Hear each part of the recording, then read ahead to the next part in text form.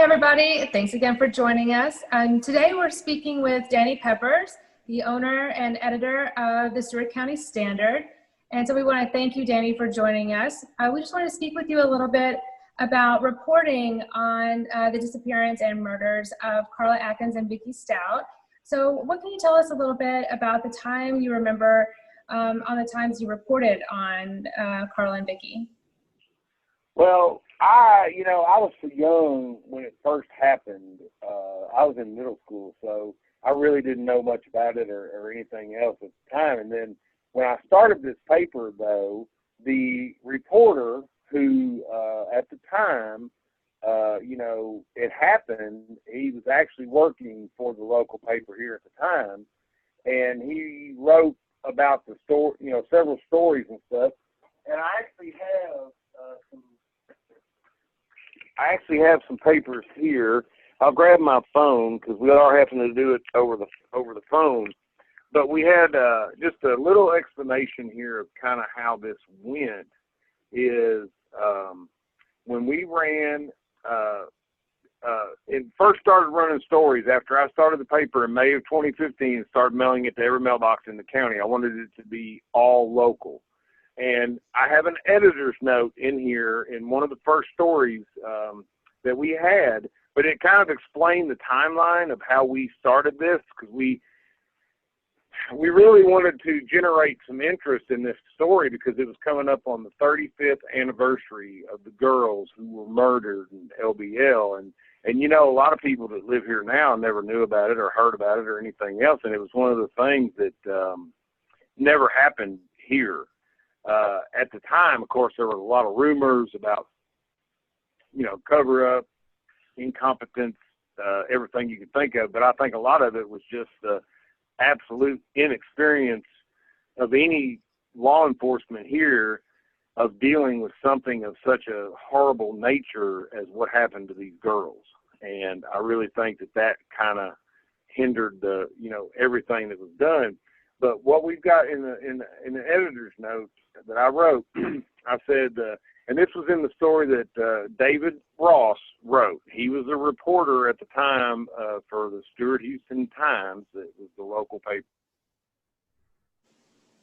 He had a lot of information and stuff.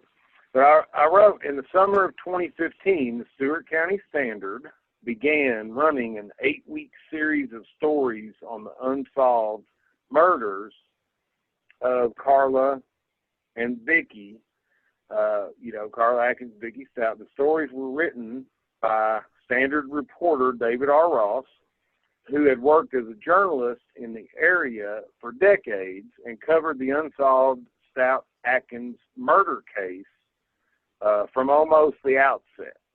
Stewart County Standard is Stewart County's only locally owned and operated news organization. And what we had in there is that this is the follow-up on that story. And what it talked about it was how, there's so many things that happened when the FBI was actually investigating whether LBL would be considered federal property or not. It's located in Stewart County. But we had so much interest in it. And, we ran, like I said, 8 stories, and then the vigil happened. And it was amazing, the amount of turnout of people at the vigil. We did a story on that in October of 2015. We had a story about the vigil. And I don't know if you can see it much in here.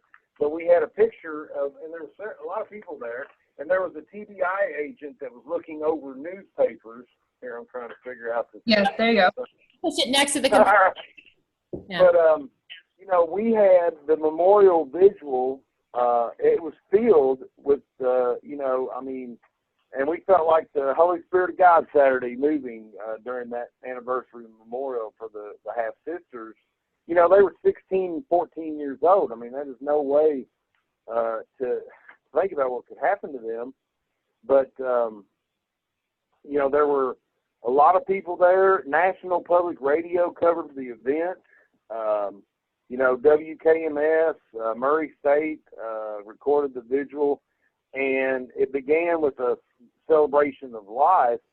So there was a whole lot of interest that was created after we ran that series of stories based on things that had been reported, some things that hadn't been reported. Mm. And, it really kind of led to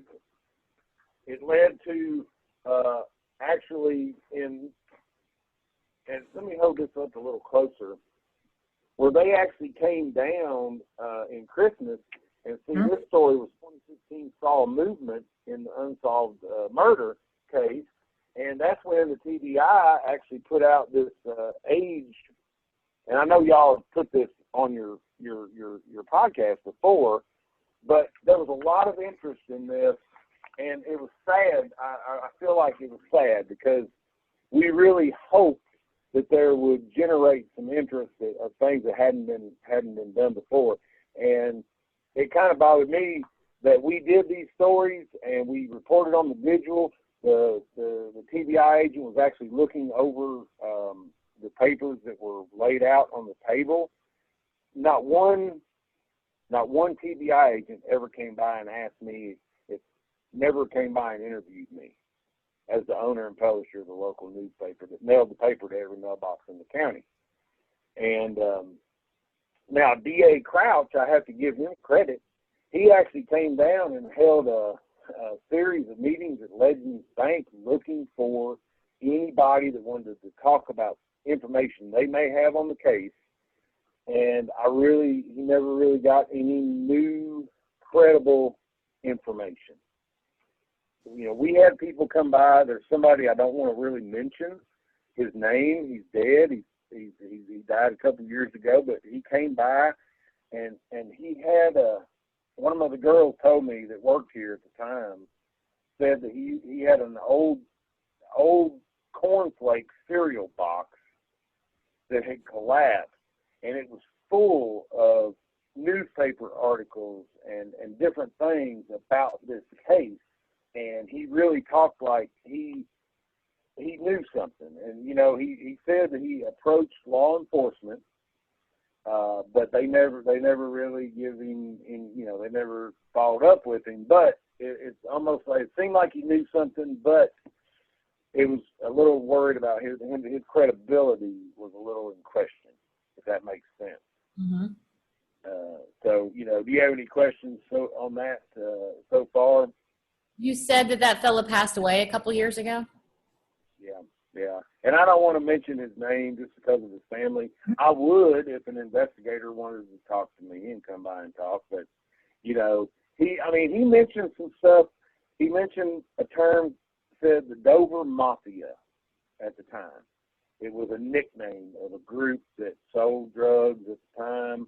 And I know I have talked to y'all about trying to get a hold of some old court records and stuff, but with the COVID and everything else, everything's been so shut down, it's been really difficult. But he talked about how he saw a brown van. He talked about how he was in a house that he felt like he heard the girls in a back room that had been chained up or something. I'm not sure exactly what, but he was very strange, and he seemed very skittish, like he was scared to talk about it. He was scared to, but he wanted to be put in touch with David, and I put him in touch with him, and nothing come from that meeting. I don't know if he was maybe intimidated a little bit and didn't talk anymore, and then he passed away. I heard that he had newspapers all over his room about in his house that was all over, where he was kind of obsessed with this case. I've heard other names mentioned that are no longer with us. So it's really hard to know where, because, for me publishing a newspaper, I have to be very careful, probably more careful than y'all on the internet, and I know more careful than on Facebook, apparently. but I really am careful to make sure that we put whatever we put in the newspaper can be documented and backed up. And there were things that we heard, but I never felt like they rose to the level of being able to be printed and be able to back it up with, yes, this is why I printed this. So it's kind of sad that, I don't know. I mean, you would have thought I mail my paper to every single mailbox in Stewart County, and we ran a series of 8 stories. Some of them took up more than a half a page in the newspaper. And I mean, the DA got involved. Like, we did this story here in April of 2016, that the DA was seeking help with the Atkins Stout case. And that's when the district attorney, Ray Crouch, was at Legends Bank. And he was with the sisters of Carla and Vickie, Miss Trish Gordon and Deborah Singleton. They were also present. And, they met at the Legends Bank building from 8 a.m. to 8 p.m. And he said, if you have any information pertaining to the case, please come forward. And nothing ever come from that. So I don't know. I don't know if there were things that came from that maybe, and then the governor, we finally got a press release where the governor offered $5,000 in reward money.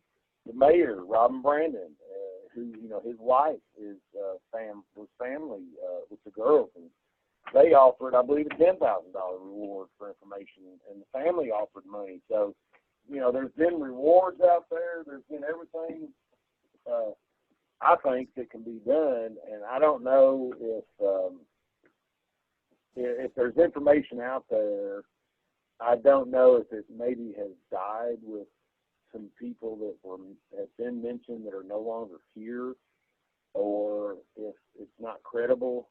And who knows if these people might have, actually been there or actually witnessed something, or if they did read about it and then, take that to be an actual memory. So it's hard to get credible evidence at this stage. That's what I'm thinking. Yeah. One thing, though, that I will say, thank you for sharing that story, Danny, about the fellow who had and was tracking a lot of information and seemed to have details. It kind of indicates to me that there may be people out there who have information and who haven't come forward yet. And obviously back in 2015, when they held the vigil, when DA Ray Crouch was asking for people to come forward, it's been top of mind, and people just might not have been ready. We're hoping that, as time goes on, people may become more and more ready. I don't know, just keeping it top of mind. I feel like the fact that people do have information out there is the positive element of it all. Well, I have heard a lot of things. I've heard some names mentioned that closely match the composite sketches and that have a kind of a connection to the case. But that's, again, one of those things that I would never print a name in the newspaper on hearsay. Right. So I don't know if some of these things have been followed up on by the TBI. They should be followed up on by the FBI. It was done on land between the lakes, which is federal land, and that was one of the arguments from the get-go on who had jurisdiction on this. And so, maybe you got to think that, so we were coming up on, we had the 36th anniversary in 2016, so we're coming up on the 40th anniversary. And maybe we can ask for people, if you'd like for me to run something in the paper, we can kind of rehash some of the old stories and stuff, and maybe put people, ask if someone would contact you. Maybe they'd feel more comfortable contacting y'all than they would law enforcement. I don't know.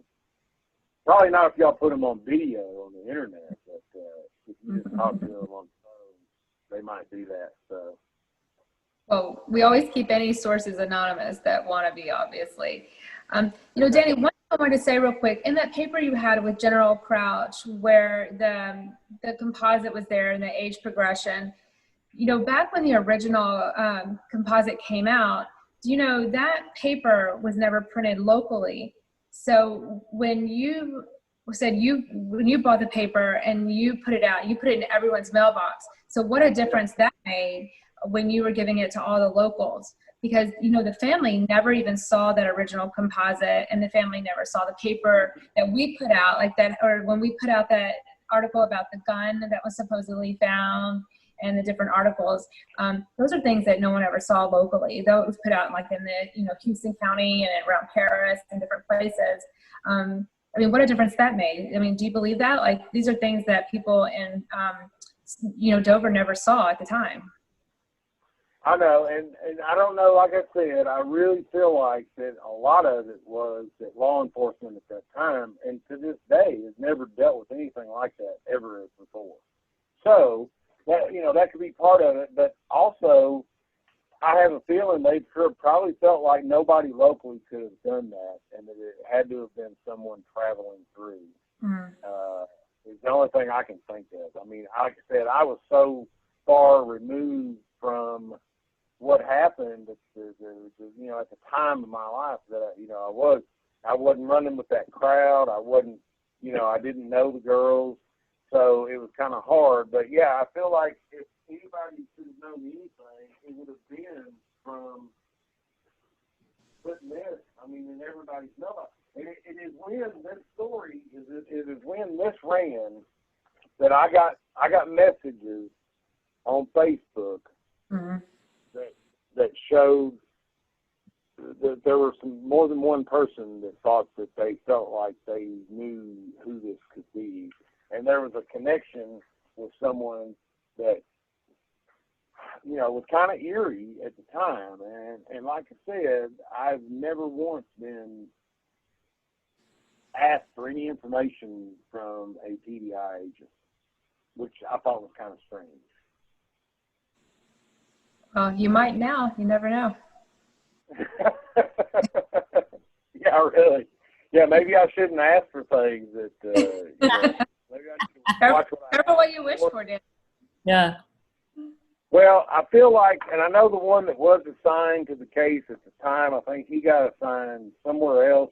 But I also feel like a lot of it, though, honestly, D.A. Crouch, he really did try to get new information, and he met with the family, and he tried as hard as he could, I believe, to get credible new information. And I did hear of TBI agents going and interviewing people. So I wouldn't say that they just washed their hands of it, but I'm thinking that perhaps there just wasn't enough credible evidence at the time. And I'm not saying that there might not be now, and I hope that there will be. I truly do. And any help I can give to y'all or law enforcement or anything, I would do anything to try and find out who did that, or who knows, if anybody knows anything about who did it. Even if they knew somebody that's no longer here, no longer with us, that passed away or something like that. Any information would still be helpful, and would be helpful for the family to have some closure to what happened. So anything I can do, I definitely would do it. Well, thank you, Danny, and thank you so much for your time today. It's been most appreciated. Yes, thank you. I appreciate what y'all are doing too. You really are. You're keeping it going, and that's about all we can do. And like I said, I felt like for a whole entire year, I kept it top of mind awareness in the newspaper that was mailed to every mailbox. So even people that hadn't heard about the case and stuff learned more about it than people that had always been here too. So I feel like that at the very least there ought to be some people out there that know something. And if maybe they could start thinking. But like I said, I had some people, very trustworthy people too, that were said that the girls weren't up there at the store, that day. So like I said, there's so many different things out there, but it's hard to trust somebody's memory from 40 years ago too. So I've talked to Danny several times throughout this last year, and he has been a great source and wealth of information, coming from Stewart County, and I've gotten to know the community through Danny a lot, and he was able to send me articles, written, the 8-part series that was written, mostly from David Ross, and he sent me those hard copy articles, so I was able to dive through them and, get some segments from there, some things we hadn't heard before in those articles. And I've appreciated Danny, and his interview was amazing. Mm-hmm. He really was able to talk to us about, how he delivered those newspapers in the mailboxes. Yeah. And what did you think? I thought the same thing. I actually really appreciated Danny's interview because I feel like we've had a lot of conversations with people that were close to the family or close to the case, and I felt like his input was very objective, yet still had a lot of great details about the case. I just really appreciated his perspective on everything. Yeah, and he's one of the first ones that really brought up about that day General Crouch came to the town and came to the bank, and people were able to come and talk about, anonymously come in and talk about things they knew. Mm-hmm. And so that was a big day for the town, and Danny really shed some light on that, on how General Crouch is really trying to help this case. Yeah, I agree. Yeah, it was great talking to him.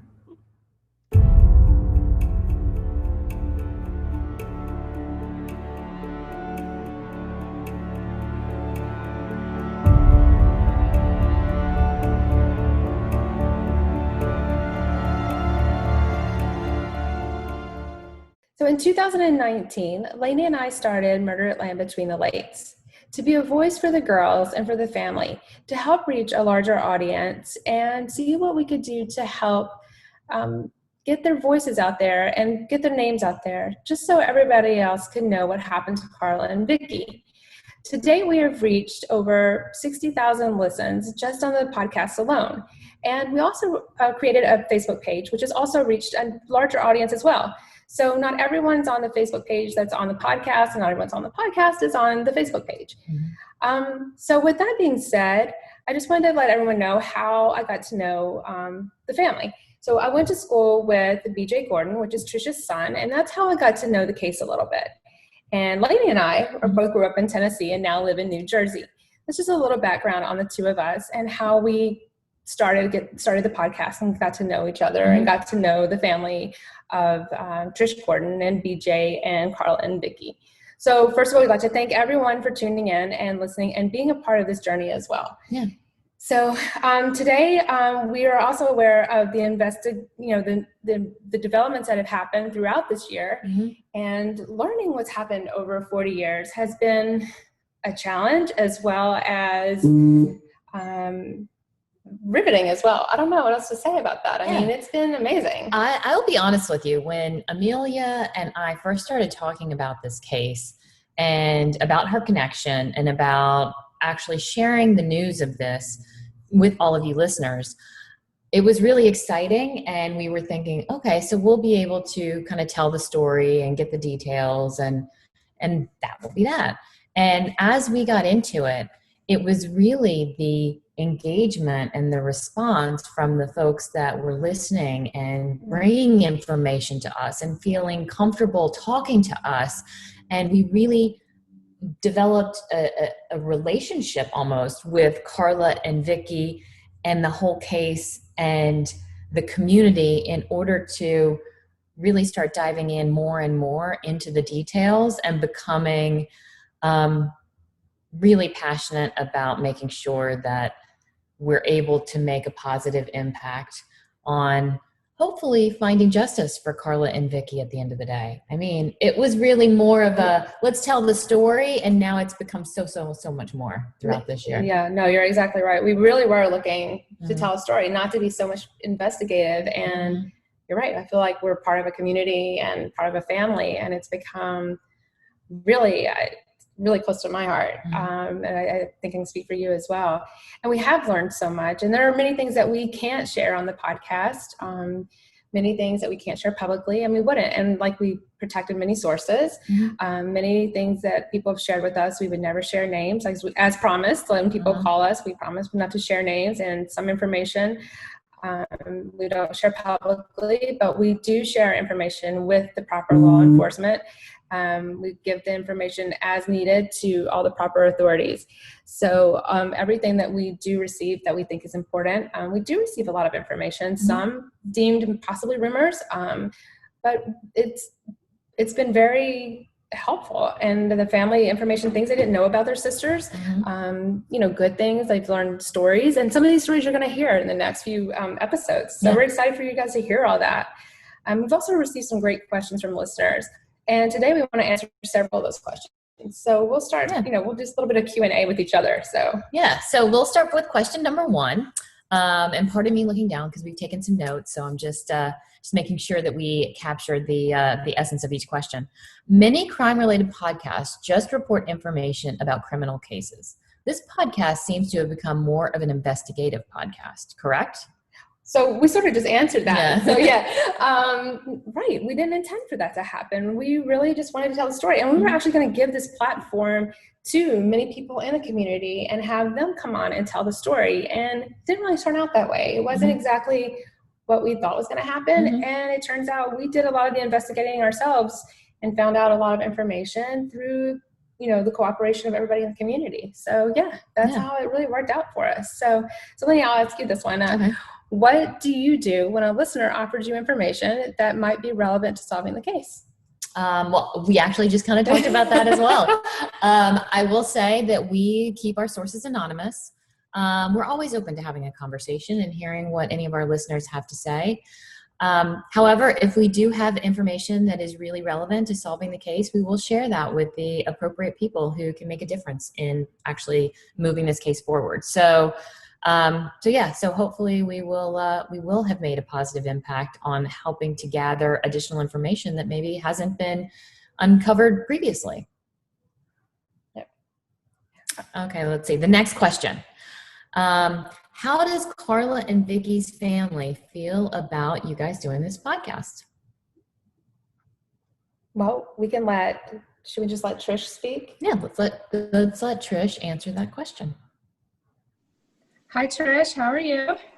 Fine, ladies. How are you guys? We're good. Good. Thank you so much. So, Trish, we want to start by thanking you so much for giving us this year to dive into your family a little bit and letting us get intimate with you and your family and letting us get to know Carla and Vickie a little bit. And thank you for, again, giving us this opportunity to see what we can do to help your family. I wanted to start by telling you what really caught my attention. When we started looking into the case, there was a quote you made. You said, "They will get their justice someday. They will get what's coming to them, whether it be in my lifetime or not." When I saw that quote you made, I thought, wow, Trish Gordon, she is really strong and she's really tough. And so when I contacted BJ, I asked him, tell me some more about your mom. And he told me, that how tough you were and what a strong woman you were and how much you meant to him. And so right away, I thought, I can't wait to talk to you. And from that point on, I've had such a strong connection to you. So this has been a year now. And I think I've talked to you, I don't know how many times now. And I can't tell you what you mean to me and how much your family means to me. So I just want to thank you again for giving us this opportunity to be with you and be with you right now. So I just wanted to say thank you. And let's start by talking a little bit about Carla and Vickie. Can you tell us a little bit about 40 years ago? Let's talk about the girls. What do you remember about that time? Well, I remember, the girls when they were small. Of course, I'll start there when they were, I being the oldest, they were small little babies at the time, and they were totally opposite. Carla was a little chubby-cheeked, blonde, curly-haired little child, and Vickie was the total opposite. She was freckle-faced and skinny. And, through the years, they were totally opposite in looks and you know, had their own personalities, but they were alike in so many ways. They were very sweet, very caring, very giving, very appreciative. Just, you know, you're sweet girls. I don't remember them ever having any words between them. You know, they grew up into beautiful teenagers. They were, you know, they were forced to mature sooner than most teenagers. But, you know, I think that made them a little stronger than, you know, the normal teenager, because they had to take care of themselves a lot. And then they took care of Brian, being the older child, like I did. So. And so, Trish, you were 22 when they went missing, and you were the oldest of 8 kids, right? Yes. And you were already married and had moved away. So you moved to Paris, and they were living at the time, correct? Yes. Okay. Yes, we were living in Paris, and they were living in Dover. And, you know, we, like I said, they were appreciative. I remember we would come home to visit or go and visit them on the holidays, and they were so excited that Trish and Bob were coming home. We'd have Christmas presents, you know, and so they were very sweet girls. But yes, they were living there in Dover when this happened. Had been there less than a year. Mm-hmm. So my brother called me at work one afternoon and said they hadn't come home, and I'm like, well, I'm sure they'll be home tomorrow. You know, I didn't really think much of it. And then the next day, you know, I hear from them, they're like, they're not back yet. So that's when, you know, we kind of started to realize, okay, something's up here. What happened, or how did you guys move forward in those 3 weeks after the girls went missing? You know, it was pretty difficult, and it's really, there was a lot of fear and a lot of questions as to where they were, and a lot of it I remember and a lot of it I don't, and I don't know if it was out of shock or, you know, I can't recall the entire period. I know I continued to work. You know, on my days off, I would go down and, you know, meet with my mom, or I remember the sheriff coming by a couple of times, the TBI agent, to check on us. And I remember the youth service officer, Barbara Wallace, coming by, and she told us they'd been spotted in Nashville in a soup line. And we're like, what? You know, why? That's, first off, they wouldn't be brave enough to go to a big city like that. And I'm like, there's no need for that.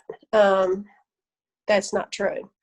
But it was just a day-to-day thing, a day-to-day and an hour-to-hour thing. And every time the phone would ring, you know, like at my house, we would rush to pick it up, hoping we had information. Someone had information. Oh, they're here, you know. We went through the process of checking with all their friends in Paris, Henry County, just dead ends. I mean, nobody knew where they were. It's just like they just vanished. And then the rumors started to swirl. Well, they were seen here, they were seen there. And there were so many rumors and so many people, you know, telling us things. And it was just kind of, we were in a whirlwind for 3 weeks. Just a whirlwind. Yeah, I can't even imagine living hour to hour just waiting for some information. Oh. Yeah. And I mean, and you go to work. I mean, I would go to work, and it's just like, I do not remember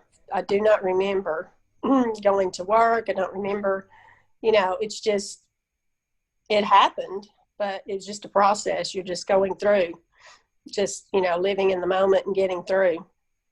That's basically all we did. Yeah. So it's been 40 years, right? It's been 40 years. Yes.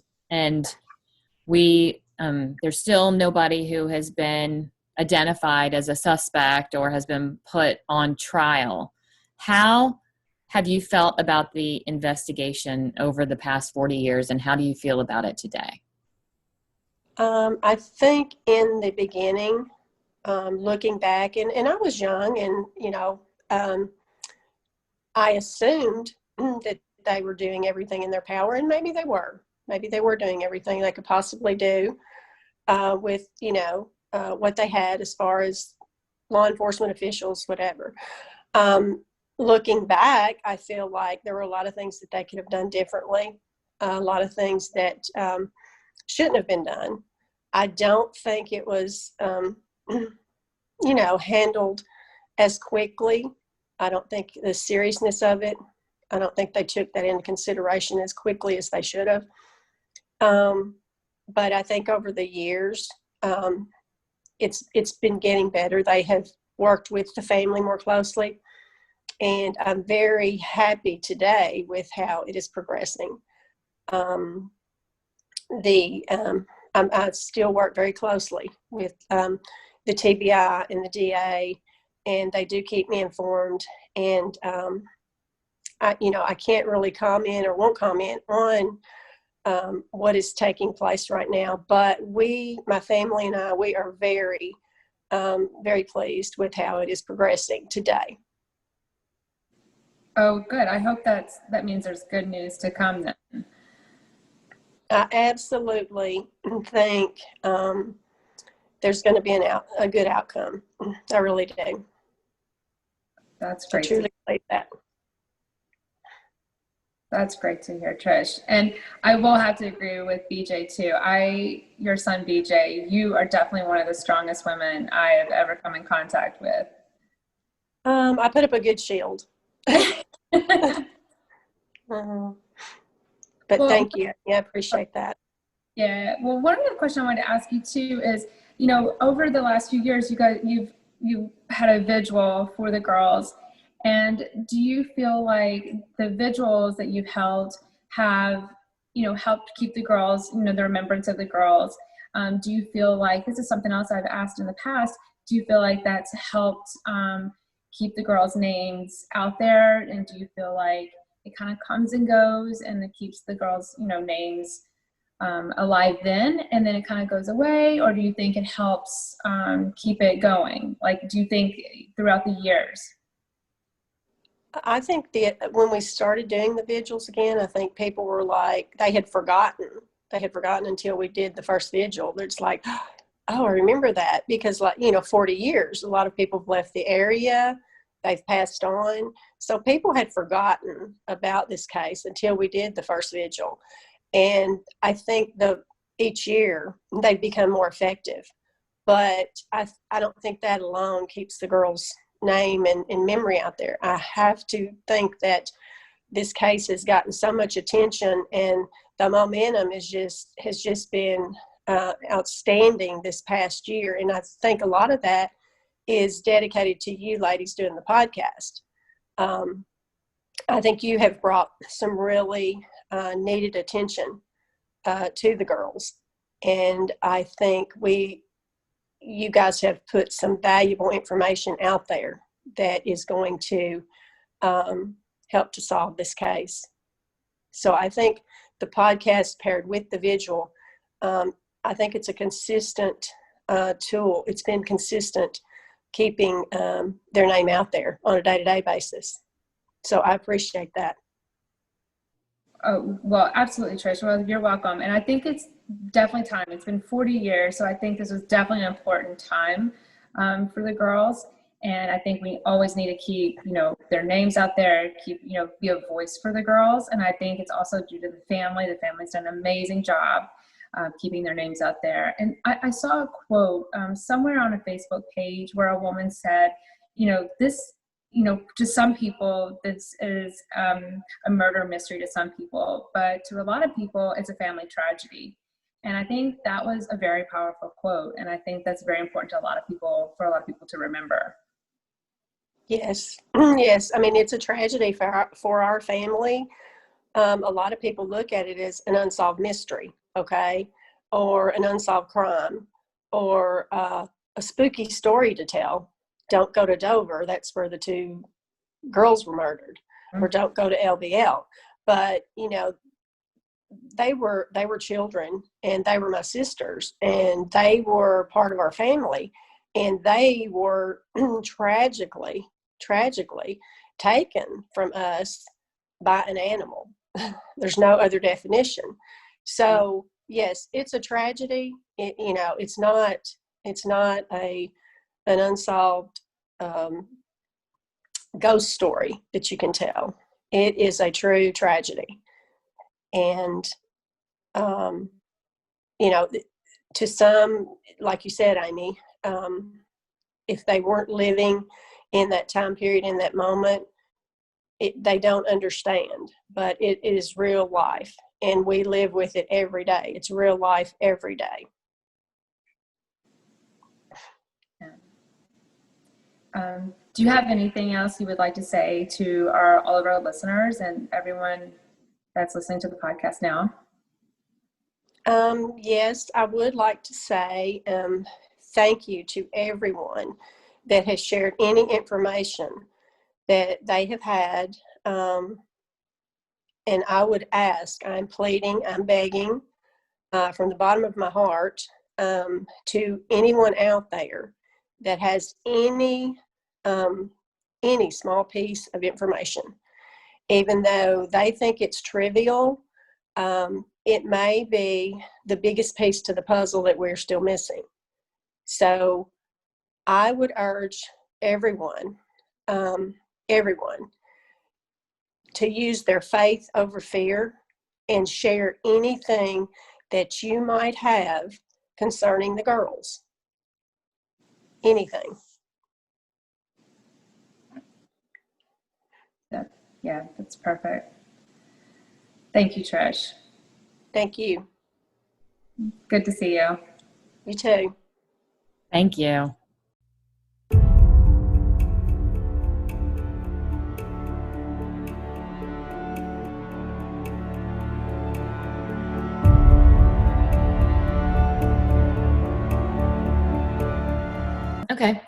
Okay, question. There have been allegations of some kind of cover-up from the outset of this case. Can you speak to those allegations? Well, sometimes it's just that, allegations. Mm-hmm. We hear about evidence that went missing. We heard that from very specific sources that we keep anonymous as well. And again, 40 years ago is 40 years ago, and none of that was documented. So it's not on record. So we can only go on what we've been told. Mm.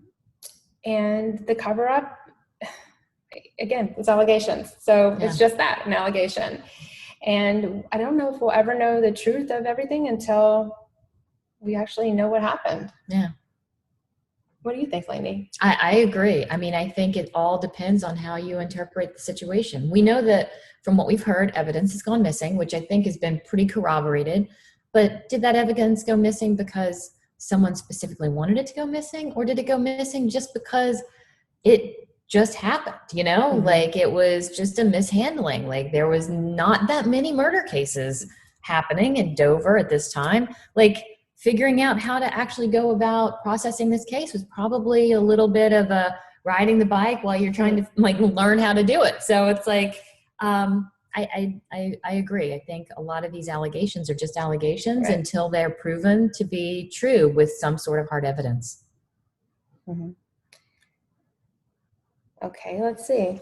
A recent episode of the podcast also examines another murder, that of Stewart County Jail inmate Hugh Allen Heflin, who was found hanging in his cell while in custody for unrelated crimes. Court records say that on September 3rd, 1987, at 12:06 p.m., the deceased was found hanging from the top of his shower stall by means of a noose of strips of bed sheets around his neck.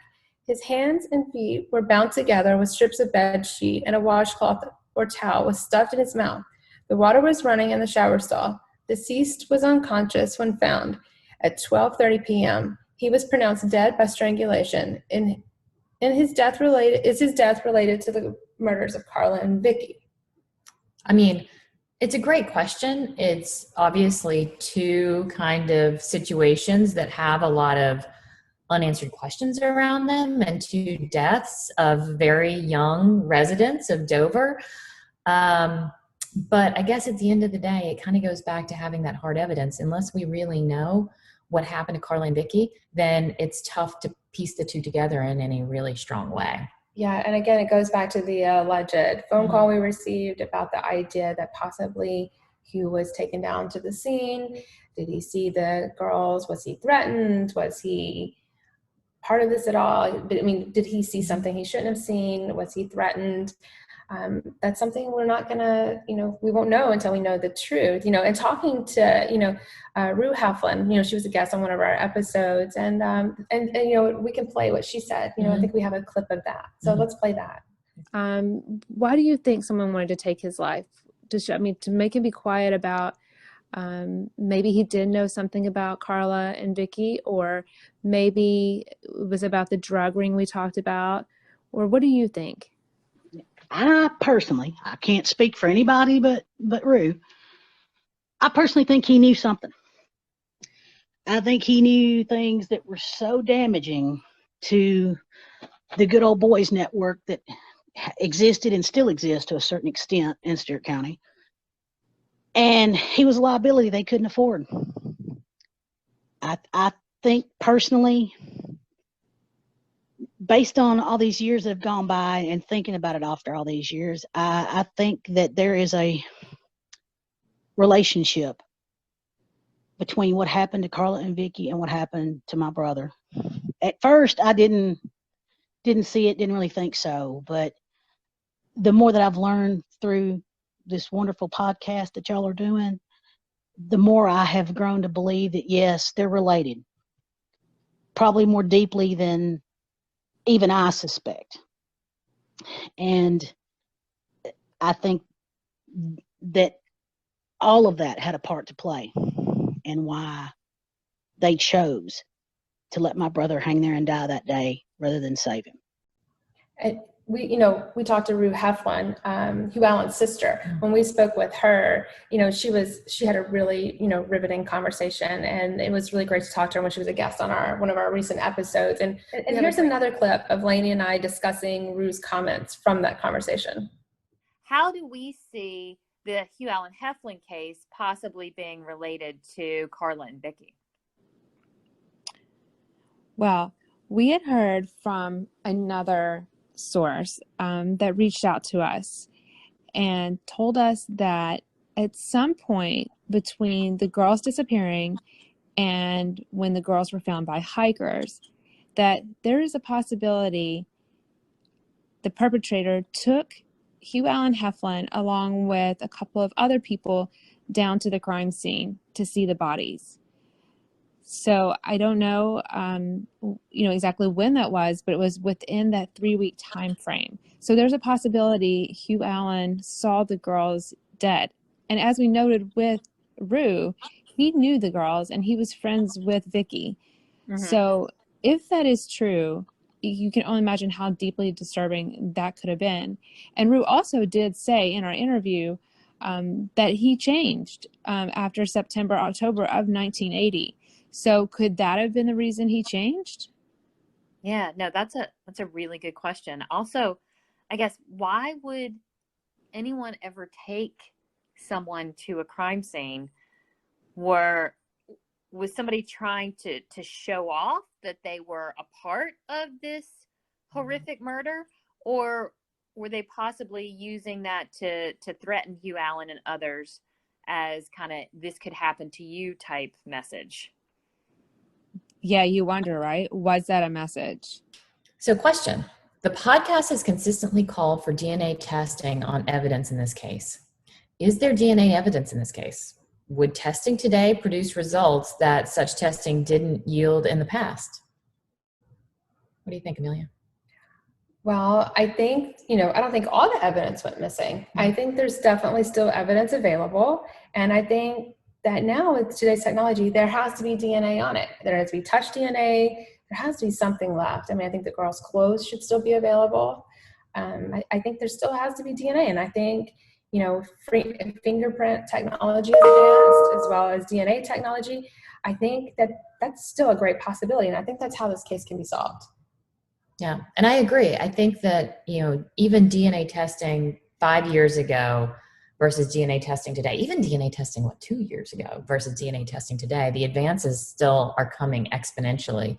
So I do think that there are additional techniques and new processes that they can use to potentially get DNA from evidence that they may not have been able to do in the past. Yeah, absolutely. Thank you for listening to Murder at Land Between the Lakes, special edition of 40 Years Later. If you have any information, please call 1-800-TBI-FIND. That's 1-800-824-3463.